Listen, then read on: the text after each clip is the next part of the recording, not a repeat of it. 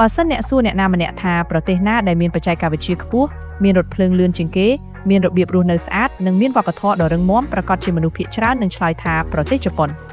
ប៉ុន្តែអ្វីដែលមនុស្សភាគច្រើនមិនសូវដឹងនោះគឺខាងក្រោយភាពរលូននិងភាពអភិវឌ្ឍនោះជប៉ុនកំពុងប្រឈមមុខនឹងបញ្ហាធំៗជាច្រើនដែលកំពុងបំផ្លាញអនាគតរបស់ប្រទេសនេះប៉ុន្តែមិនមែនភ្លាមៗនោះទេវាគឺជាវិបត្តិដែលកើតឡើងយឺតៗដូចជាម៉ាស៊ីនដែលបាត់បង់ថាមពលបន្តិចម្ដងដល់ថ្ងៃណាមួយវាអាចឈប់ដំណើរការទាំងស្រុងដោយគ្មាននរណាម្នាក់រំពឹងទុកបើមិនមានវិធានការនិងការស្រោចស្រង់ទាន់ពេលក្នុងវីដេអូនេះយើងនឹងស្វែងយល់ពីបញ្ហាធំបំផុត9ដែលកំពុងធ្វើឲ្យជប៉ុនស្ថិតក្នុងសម្ពាធយ៉ាងខ្លាំងនិងអាចកំណត់ថាប្រទេសនេះនឹងទៅរកភាពរីកចម្រើនបន្តឬធ្លាក់ចុះយឺតៗនៅពេលបច្ចុប្បន្ននិងអនាគតបញ្ហាទី1ចំនួនប្រជាជនអាយុច្រើនកើនឡើងខ្លាំងបញ្ហាដ៏ធំបំផុតរបស់ជប៉ុនគឺការកើនឡើងយ៉ាងលឿននៃប្រជាជនវ័យចាស់ដែលអាចនិយាយបានថាជាបញ្ហាគន្លឹះដែលបង្កឲ្យបញ្ហាផ្សេងៗទៀតកើតឡើងជាបន្តបន្ទាប់បច្ចុប្បន្ននេះជប៉ុនមានប្រជាជនប្រហែល145លាននាក់ហើយក្នុងនោះជាង36លាននាក់មានអាយុលើស65ឆ្នាំដែលស្មើនឹងប្រហែល 29% នៃប្រជាជនទាំងមូលនេះជាចំនួនខ្ពស់បំផុតក្នុងពិភពលោកហើយវាបង្ហាញថាប្រទេសនេះកំពុងផ្លាស់ប្ដូរពីសង្គមដែលមានមនុស្សពេញវ័យធ្វើការច្រើនទៅជាសង្គមដែលពោរពេញដោយមនុស្សចាស់មូលហេតុសំខាន់គឺមនុស្សជប៉ុនរស់បានយូរដោយសារសុខាភិបាលល្អនិងរបៀបរស់នៅមានវិន័យខណៈពេលដែលអត្រាកំណើតវិញកំពុងធ្លាក់ចុះយ៉ាងគំហុកបញ្ហានេះនាំឲ្យមានសម្ពាធធំលើប្រព័ន្ធសុខាភិបាលនិងប្រព័ន្ធសោធនព្រោះមនុស្សចាស់ត្រូវការការថែទាំនិងការចំណាយខ្ពស់ខណៈដែលចំនួនអ្នកធ្វើការដើម្បីបង់ពន្ធកាន់តែតិចបើតាមការវិភាគកាលពីសម័យមុនមានមនុស្សធ្វើការ5នាក់អាចគ្រប់គ្រងមនុស្សចាស់1នាក់ប៉ុន្តែសប្តាហ៍ថ្ងៃនេះចំនួននោះបានធ្លាក់មកប្រហែល2នាក់ប៉ុណ្ណោះហើយអនាគតអាចធ្លាក់បន្ថែមទៀតនេះមានន័យថាប្រទេសមួយកំពុងដំណើរការជាមួយបន្ទុកធ្ងន់ដែលកាន់តែធ្ងន់ឡើងបញ្ហាទី2ចំនួនប្រជាជនកំពុងថយចុះក្រៅពីការចាស់ឡើងប្រជាជនជប៉ុនក៏កំពុងថយចុះយ៉ាងបន្តបន្ទាប់ផងដែរដែលជាបញ្ហាដ៏ធ្ងន់ធ្ងរមួយសម្រាប់អនាគតសេដ្ឋកិច្ចនៃប្រទេសនេះចំនួនប្រជាជនបានឈានដល់កំពូលប្រហែលឆ្នាំ2008នៅប្រហែល128លាននាក់ប៉ុន្តែចាប់តាំងពីពេលនោះមកវាបានធ្លាក់ចុះរៀងរាល់ឆ្នាំហើយឥឡូវនេះនៅសល់ប្រហែល125លាននាក់ប៉ុណ្ណោះបញ្ហាសំខាន់គឺចំនួនមនុស្សកើតថ្មីមានតិចជាងចំនួនមនុស្សស្លាប់យ៉ាងច្រើនដោយរៀងរាល់ឆ្នាំមានមនុស្សកើតប្រហែល8សែននាក់ខណៈដែលមានអ្នកស្លាប់ជាង 1.5 លាននាក់ដែលមានន័យថាប្រទេសកំពុងបាត់បង់ប្រជាជនប្រហែល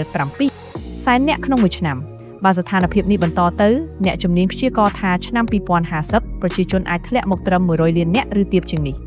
ផលប៉ះពាល់មិនត្រឹមតែជាចំនួនមនុស្សទេប៉ុន្តែវាប៉ះពាល់ដល់សេដ្ឋកិច្ចទាំងមូលព្រោះមនុស្សតិចមានន័យថាអ្នកប្រើប្រាស់តិចទីផ្សារនិងកម្លាំងបញ្ជាទិញតូចហើយអាជីវកម្មក៏ពិបាកលូតលាស់នៅជប៉ុនមានផ្ទះដែលគេបោះបង់ចោលជាង8លានខ្នងដែលគេហៅថាអាគីយ៉ាហើយភូមិជាច្រើនកំពុងបាត់បង់ប្រជាជនទាំងស្រុងដែលធ្វើឲ្យប្រទេសមានសភាពដូចជាអន់ថយយឺតៗដោយមិនសូវមានអ្នកចាប់អារម្មណ៍បញ្ហាទី3កង្វះកម្លាំងពលកម្មធ្ងន់ធ្ងរការថយចុះនៃប្រជាជនវ័យក្មេងបាននាំឲ្យកើតមានបញ្ហាខ្វះកម្លាំងពលកម្មយ៉ាងធ្ងន់ធ្ងរដែលកំពុងប៉ះពាល់ដល់សេដ្ឋកិច្ចជប៉ុនយ៉ាងច្បាស់ក្រុមហ៊ុនជាច្រើនកំពុងប្រឈមមុខនឹងការខ្វះបុគ្គលិកហើយក្នុងរយៈពេលប្រមាណឆ្នាំខាងមុខប្រទេសអាចខ្វះកម្លាំងពលកម្មដល់ទៅ4ទៅ5លាននាក់វិស័យដែលរងផលប៉ះពាល់ខ្លាំងមានដូចជាសំណង់សុខាភិបាលនិងសេវាកម្មដែលត្រូវការមនុស្សធ្វើការជាប្រចាំនៅក្នុងជីវិតពិតមានហាងលក់ទំនិញម៉ាតមួយចំនួនត្រូវបិទមុនម៉ោងឬកាត់បន្ថយសេវាកម្មព្រោះមិនមានអ្នកធ្វើការដើម្បីដោះស្រាយបញ្ហានេះជប៉ុនបានពឹងផ្អែកលើបច្ចេកវិទ្យាដូចជា robot និងស្វ័យប្រវត្តិកម្ម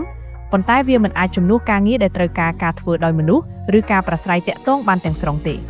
មនុស្សចាស់មួយចំនួនត្រូវតែបន្តធ្វើការបន្ទាប់ពីចូលនិវត្តន៍ដើម្បីបំពេញចន្លោះនេះប៉ុន្តែវាក៏បង្ហាញយ៉ាងច្បាស់ថាបញ្ហានេះធ្ងន់ធ្ងរដល់កម្រិតណាបញ្ហាទី4បំណុលជាតិខ្ពស់បំផុតជាងគេក្នុងលោក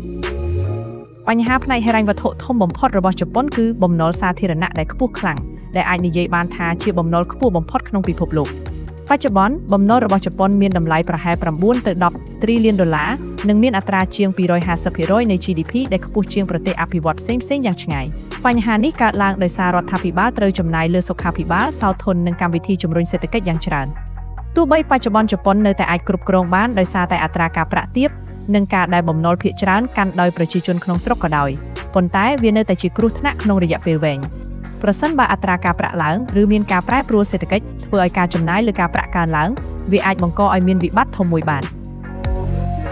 បញ្ហាទី5សេដ្ឋកិច្ចឈប់ដំណើរការ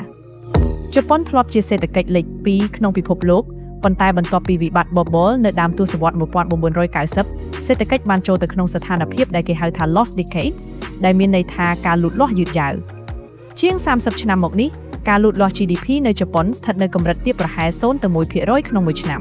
ហើយប្រាក់ខែរបស់មនុស្សភាគច្រើនស្ទើរតែមិនបានកើនឡើងឧទាហរណ៍ប្រាក់ខែជាមធ្យមនៅឆ្នាំ1995ប្រហែល $38,000 ខណៈឆ្នាំ2020កើនឡើងតិចតួចប៉ុណ្ណោះទៅប្រហែលស្មើ$10,000បញ្ហានេះធ្វើឲ្យមនុស្សមានអារម្មណ៍ថាអនាគតមិនច្បាស់លាស់ហើយមិនចង់ចំណាយប្រាក់ឡើយការមិនចំណាយនាំឲ្យសេដ្ឋកិច្ចមិនលូតលាស់ហើយវាបង្កើតជាវដ្តរង្វិលជុំសេដ្ឋកិច្ចដ៏អាក្រក់ដែលពិបាកបំបែកបញ្ហាទី6ការប្រកួតប្រជែងពីបរទេសនៅអតីតកាលជប៉ុនគឺជាអ្នកដឹកនាំក្នុងវិស័យអេឡិចត្រូនិកនិងឧស្សាហកម្មរថយន្តប៉ុន្តែសប្តាហ៍ថ្ងៃនេះកំពុងត្រូវប្រឈមមុខនឹងការប្រកួតប្រជែងខ្លាំងពីប្រទេសដទៃ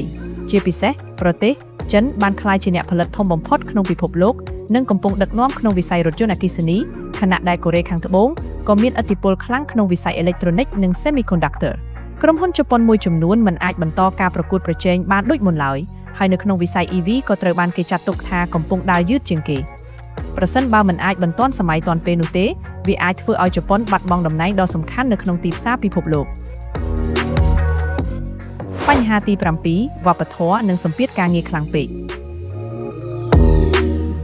វប្បធម៌ការងាររបស់ជប៉ុនគឺជាកត្តាមួយដែលមានទាំងអត្ថប្រយោជន៍និងបញ្ហាមនុស្សជប៉ុនមានវិន័យខ្ពស់និងខិតខំធ្វើការប៉ុន្តែវាក៏នាំឲ្យមានសម្ពាធខ្ពស់និងបញ្ហាសុខភាពផងដែរ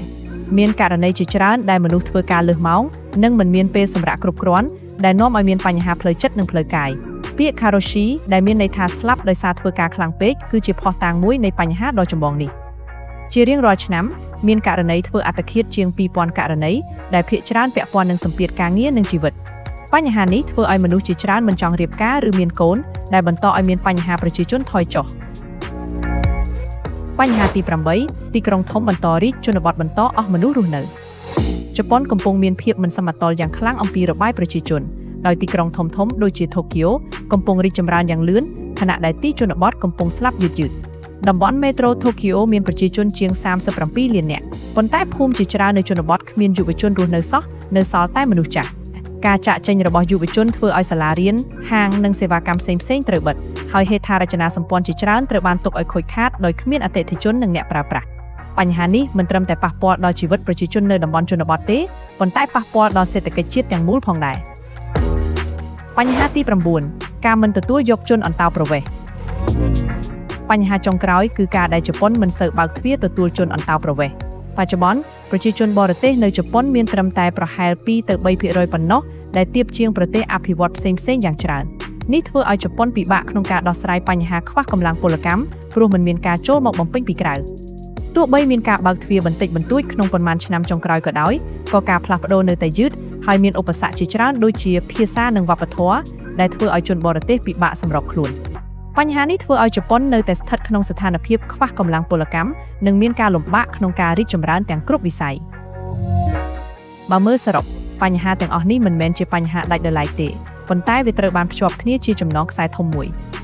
ប្រជាជនចាស់នាំឲ្យខ្វះកម្លាំងពលកម្មខ្វះកម្លាំងពលកម្មនាំឲ្យសេដ្ឋកិច្ចយឺតសេដ្ឋកិច្ចយឺតនាំឲ្យមនុស្សមិនចង់មានកូនហើយវាបន្តជាវដ្តអាក្រក់ដែលពិបាកបំបែកទោះបីជាយ៉ាងណាជប៉ុននៅតែមានសមត្ថភាពខ្ពស់មានបច្ចេកវិទ្យានិងស្ថិរភាពដែលអាចជួយឲ្យវាឆ្លងកាត់បញ្ហាទាំងនេះបានប្រសិនបើមានការកែប្រែគោលនយោបាយនិងការសម្របខ្លួនបានទាន់ពេលសំណួរដែលនៅសល់គឺតើជប៉ុនអាចបំបែកវដ្តនេះបានទេឬវានឹងបន្តធ្លាក់យឺតៗទៅមុខ